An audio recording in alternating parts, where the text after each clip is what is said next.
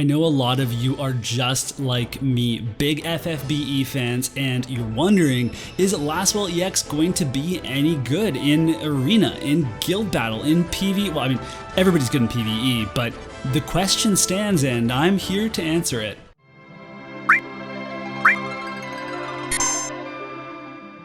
Before we get into it, don't forget to subscribe to the channel and like the video. It helps me out greatly. I also want to shout out a few comments from my pulling for Glaciella video that didn't go as well as I had initially planned. So first up, we've got Reich Gaming.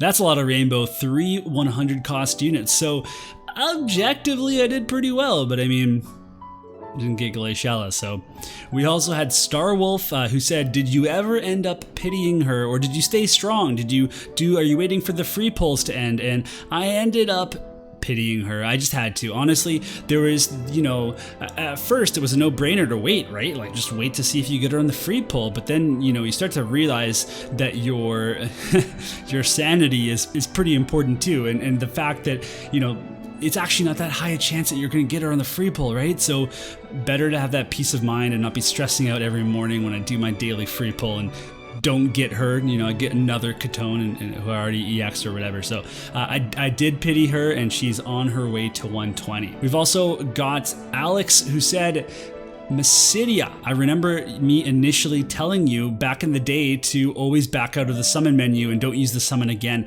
I actually, that's why I don't use summon again. I don't have any superstition. It was more that enough people asked me or told me about the superstition, don't use the summon again button, that now I just don't do it anymore. But this is the OG comment, so thank you, Alex. And then this one, I really enjoyed transmissions from the spaceboat, Victoria coming in to betray Glaciella again, because I pulled Victoria. But you know what?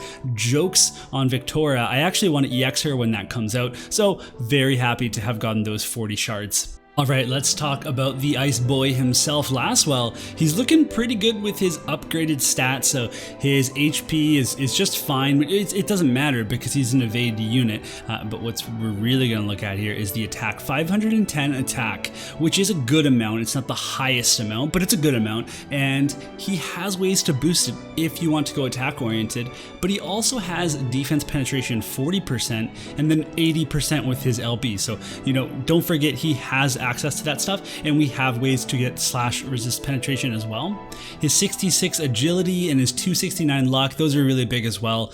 Those are massive factors in his evasion, but also just really good stats to have, considering his dex is also high. And then he has 29 crit rate, he has 15 accuracy, and he has a move that increases his accuracy or his hit chance for that move. So there's so many things that we're kind of like remembering about Lasswell if you haven't used them in a while. I mean, there's a lot going on there. And again, his resists aren't like special. You know, he has a good starting point for slash. He has a really good starting point for projectile as well, which is good for evade, right? But then he's obviously weak to magic. But otherwise, he got some skill upgrades that I personally really like. So the first one is this Shiden Epen Extreme Awakening, and this is just going to upgrade the potency by a boatload. So we're going from 165 all the way up to 210%. It still has the Ice Imperil, and what's most important here is the range has the diagonal squares now, and this is really important. So for example, when I used a ton of Elda, he doesn't have those diagonal spaces unless you use the Monk sub, but that kind of really affected his play, like his viability. It really did. There were so many times where he like stood there and I'm like, Elda, why didn't you attack? It's because he didn't have the diagonal spaces, because maybe I had him on Lancer sub or something. So this is actually a really big upgrade functionally, and not just because, okay, this ability can hit now with this huge potency, but it also has that Ice Imperil, and yes, it hits afterwards, but it's still really powerful to have an Ice Imperil on a regular ability, especially in an era where we like to use mono parties. So I think, you know, if you're going mono ice, then Lasswell really complements what you're going to be doing there. regardless if you use him in Evade or not, just because he has this Ice Imperil. So definitely love that upgrade. We also have our Mirage upgrade, so that's the Bunshin Kai there, that's Mirage. So it just reduces the damage that you take one time entirely. It just negates the damage. So we have one extra cast, and some people are a little bit bummed about this. They think, okay, well, that's kind of underwhelming.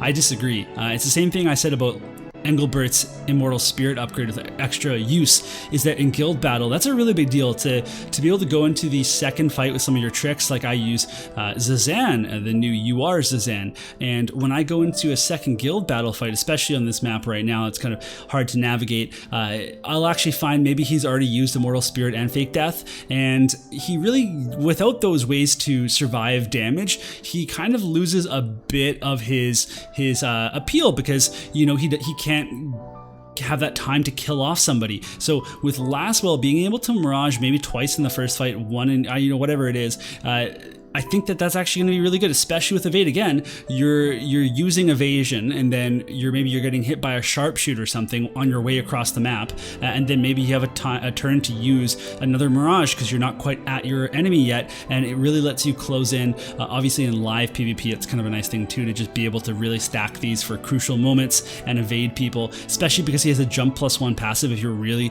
working on a specific plan for a map, or if you're not, you know, you could be just using a movement TMR like Katone's TMR. So this upgrade, it's good. Okay, and then we have a new skill. It's called Mirror Kasumi, and this is a 165 potency attack. It has a 25% chance to inflict blind, which is really good. Again, for an Evade unit, you want your enemy to be blinded so that, you know, they're just like swinging, looking for you, they can't find you because they're blinded. And the other cool thing about this is that it's an AoE. So he doesn't actually have any of these cross AoEs on his main kit, and in order to get one, you had to equip his sub kit, and then you had the slashing AoE. So now you can be using your other skills. You can be using your Samurai sub for your evasion. You can be using your Dragoon sub for some, you know, poking shenanigans, but you're still gonna have access to a cross-shaped AoE, and that's really important too, because sometimes you just want to hit the tank and the healer, or you want to hit 2 DPS or whatever it is. So again, this is a part of his kit that was missing something, and it's been filled. So when I talk about these EX jobs, you know, we're talking about these skills that are being upgraded, and sometimes people think, okay, well, these skills are underwhelming. And I mean, first of all, I don't think these ones are, but even so, stats are a really big deal. When you get a stat upgrade, that is a really big deal. So the fact that his attack is 510, it just means that he's just going to be really potent. And I think that, you know, Lasswell's getting a second round of being underrated. He got underrated when he first came out, and then he was a monster in guild battle and live PvP, and he's getting underrated, you know, by a group of fans on his EX Awakening. So I think personally he's going to be pretty good. I also want to take a second to talk about the new VC that we're getting on Wednesday, which is clearly going to be very powerful for Lasswell. So this is going to give him some luck up. It's really good for his evasion. It's also going to give him some more defense penetration, so he's going to be really stacked in that category, especially if they give him more than 20. If they give him like 30 or 40, that's going to be crazy. I kind of hope that they do, but otherwise this card's just really good. It's got high attack, it's got a 30% attack boost on the bestowed for ice units. On the party ability for ice units, it's going to give you that 15% agility, but also acquired AP up, and then you even get human physical man killer for physical attacks on the elemental ability when it's maxed. So it's a really good card, and it's definitely going to be very good for Lasswell specifically. And if you want a full breakdown, go check out Raindel's video for it. And he brings up a really good point that there is a saturation of ice VCs, so that makes it kind of trickier to pull for. But I am going to say the fact that it gives him all of this stuff, it gives him luck, and it gives the agility that you need for evasion or for other things, that is just really powerful. Evasion cards are so good. They're like the #1 regret you see on people's, like on Reddit and stuff, including myself, is that people didn't, you know, max or pull for Scions from the Final Fantasy Tactics event, or that they don't have the Black Rose Helena card. So even if you have those things, having this version for an ice-centered account, I think that's too good to pass up, especially because you can get it guaranteed. So what I would say for this card is if you have an ice account, that you probably go pull for it. But if you don't have an ice account, you don't pull for it unless you're really banking on using Lasswell, because I think this is kind of like with Zazan and his VC. You just slot 1-on-1 in a composition, the rest of the composition can be whatever else, and this is going to make a really big difference for him personally. The 30% attack, the agility, the acquired AP up so that he can keep on popping off weapon skills, whatever it is. Like that's all going to be really good for him to be like a solo unit as part of a different composition, maybe with a tank and a healer. So definitely consider this if you're an ice user, if you're a Lasswell user and you want to use both a lot, then you're going to be getting this card. So I think that Lasswell's worth EXing. Honestly, he's part of the group of units that I would consider to be a good EX upgrade and someone that's worth EXing. Now, if you're into ice or if you have evade stuff built on your account, then you're going to be able to maximize your usage of him. But if you're going to be EXing people like short term or even just like long term eventually, he's someone that you can put on your list as a good and worthy EX in my opinion. All right, that's going to be it. So thank you for watching. Thanks for stopping by. Make sure you drop a comment down below. Let me know what you think about Lasswell, and I'll try my best to respond. And then otherwise, I'm going to see you in the next video.